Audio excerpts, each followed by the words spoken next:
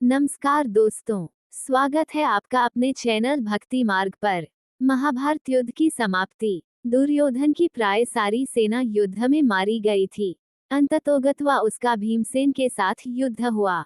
उसने पांडव पक्ष के पैदल आदि बहुत से सैनिकों का वध करके भीमसेन पर धावा किया।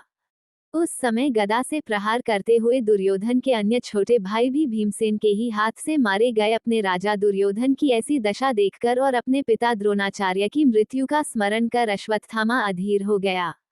छुपकर वह पांडवों के शिविर में पहुंचा और घोर कालरात्रि में कृपाचार्य तथा कृतवर्मा की सहायता से पांडवों के बचे हुए वीर महारथियों को मार डाला।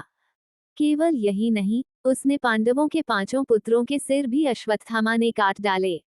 अश्वत्थामा के इस कुकर्म की सभी ने निंदा की, यहाँ तक कि दुर्योधन तक को भी यह अच्छा नहीं लगा। पुत्रों के हत्या से दुखी द्रौपदी विलाप करने लगी। उसके विलाप को सुनकर अर्जुन ने उस नीच कर्म हत्यारे ब्राह्मण के सिर को काट डालने की प्रतिज्ञा की। अर्जुन की प्रतिज्ञा सुन अश्वत्थामा भाग निकला। श्री कृष्ण को सारथी बनाकर एवं अपना गांडीव धनुष लेकर अर्जुन ने उसका पीछा किया। अश्वत्थामा को कहीं भी सुरक्षा नहीं मिली तो भय के कारण उसने अर्जुन पर ब्रह्मास्त्र का प्रयोग कर दिया। अश्वत्थामा ब्रह्मास्त्र को चलाना तो जानता था पर उसे लौटाना नहीं जानता था।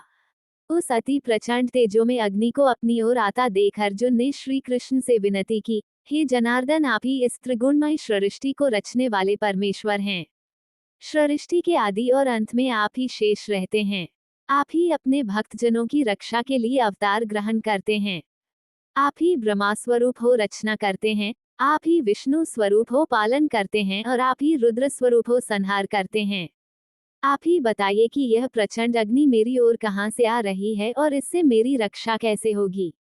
श्री कृष्ण बोले, हे अर्जुन, तुम्हारे भय से व्याकुल होकर अश्वत्थामा ने ये ब्रह्मास्त्र तुम पर छोड़ा है। इससे बचने के लिए तुम्हें भी अपने ब्रह्मास्त्र का प्रयोग करना होगा, क्योंकि अन्य किसी अस्त्र से इसका निवारण नहीं हो सकता। श्री कृष्ण की इस मंत्रणा को सुनकर महारथी अर्जुन ने भी तत्काल आचमन करके अपना ब्रह्मास्त्र छोड़ दिया। दोनों ब्रह्मास्त्र परस्पर भिड़ गए और प्रचंड अग्नि उत्पन्न होकर तीनों लोकों को तप्त करने लगी। उनकी लपटों से सारी प्रजा दग्ध होने लगी। इस विनाश को देखकर अर्जुन ने दोनों ब्रह्मास्त्रों को लौटाकर शांत कर दिया और झपटकर अश्वत्थामा को पकड़कर बांध लिया। श्री कृष्ण बोले, हे अर्जुन धर्मात्मा, सोए हुए, असावधान, मतवाले, पागल, अज्ञानी, रथहीन, स्त्री तथा बालक को मारना धर्म के अनुसार वर्जित है। इसने धर्म के विरुद्ध आचरण किया है, सोए हुए निरपराध बालकों की हत्या की है। जीवित रहेगा तो पुनः पाप करेगा।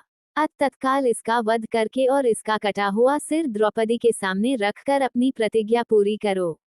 श्री कृष्ण के इन शब्दों को सुनने के बाद भी धीरवान अर्जुन को गुरुपुत्र पर दया ही आई और उन्होंने अश्वत्थामा को जीवित ही शिविर में ले जाकर द्रौपदी के सामने उपस्थित किया। पशु की तरह बंधे हुए गुरुपुत्र को देखकर ममतामयी द्रौपदी का कोमल हृदय पिघल गया। उसने गुरुपुत्र को नमस्कार किया और उसे बंधन मुक्त करने के लिए अर्जुन से कहा, इनके वध करने से मेरे मृत पुत्र लौटकर तो नहीं आ सकते, अतः आप इन्हें मुक्त कर दीजिए। द्रौपदी के इन न्याय तथा धर्मयुक्त वचनों को सुनकर सभी ने उसकी प्रशंसा की, किंतु भीम का क्रोध शांत नहीं हुआ। अर्जुन ने अपनी तलवार से अश्वत्थामा के सिर के केश काट डाले और उसके मस्तक की मणि निकाल ली। मणि निकल जाने से वह श्रीहीन हो गया। श्रीहीन तो वह उसी क्षण हो गया था जब उसने बालकों की हत्या की थी, किंतु केश मुंड जाने और मणि निकल जाने से वह और भी श्रीहीन हो गया और उसका सिर झुक गया। अर्जुन ने उसे उसी अपमानित अवस्था में शिविर से बाहर निकाल दिया। 15वां दिन। गुरु द्रोण और उनके पुत्र अश्वत्थामा ने अपनी विजय लगभग निश्चित ही कर ली थी। पांडवों का पक्ष कमजोर देखकर श्री कृष्ण युधिष्ठिर को एक युक्ति बताते हैं, जिसके अंतर्गत अश्वत्थामा के मरने की झूठी सूचना फैलानी थी, परंतु युधिष्ठिर को असत्य बोलना स्वीकार नहीं था। तब भीम ने अवंतीराज के हाथी अश्वत्थामा का वध कर दिया। इसके पश्चात युद्ध क्षेत्र में बात फैल गई कि अश्वत्थामा मारा गया, परंतु हाथी। इसी बीच श्री कृष्ण ने शंखनाद किया, जिससे द्रोणाचार्य को अंत के 2 शब्द नहीं सुनाई दिए। उन्होंने केवल इतना ही सुना कि अश्वत्थामा मारा गया और द्रोण को लगा कि उनका पुत्र मृत्यु को प्राप्त हो गया है।